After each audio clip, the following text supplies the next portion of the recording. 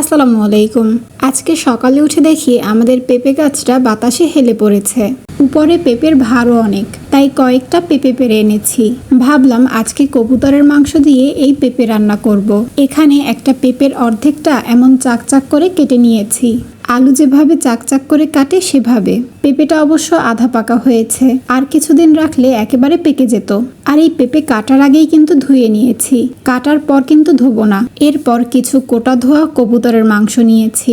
এতে বড় 2 চামচ পেঁয়াজ বাটা, অল্প একটু রসুন আর আদা বাটা, পরিমাণ মতো হলুদ, মরিচ, জিরা আর ধনিয়ার গুঁড়া, স্বাদ মতো লবণ, কয়েকটা এলাচি, দারচিনি আর তেজপাতা নিয়েছি। চুলায় একটা প্রেসার কুকার বসিয়ে তাতে তেল দিয়ে এই মাংস আর মশলা দিয়ে ভালোভাবে কষিয়ে নেব। যতক্ষণে তেল ভেসে উঠে মশলাটা শুকিয়ে না যাবে ততক্ষণ কষাবো। আর সব মশলাই কিন্তু চোখের আন্দাজে নেয়া, কোনো মাপামাপি করিনি।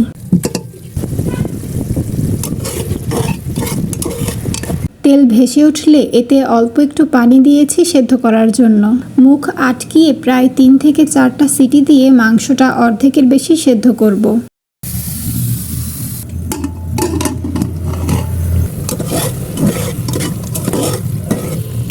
তারপর কেটে রাখা পেঁপে দিয়ে এতে অল্প একটু পানি দিয়ে এই পেঁপেটাকে সেদ্ধ করব। পেঁপেটাকে বেশি গলাবো না, তাই ঠিক 2টা সিটি দেব। আর বেশি ঝোলও রাখবো না, তাই পানিও অল্প একটু দেব।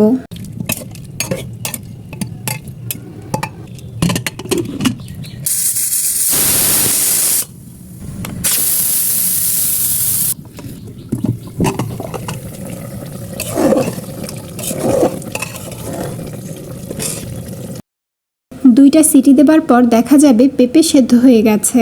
তারপর এর মধ্যে টালা জিরার গুঁড়া দিয়ে ভালোভাবে নেড়ে চেড়ে চুলা থেকে উঠিয়ে নেব। এই তরকারিটা রাতে রুটি দিয়ে খাওয়ার জন্য করা হয়েছে, চাইলে পরোটা বা ভাত দিয়েও খাওয়া যাবে। একটা বাটিতে ঢেলে নিচ্ছি। আর এই তো তৈরি হয়ে গেছে পেঁপে দিয়ে কবুতরের মাংস রান্না।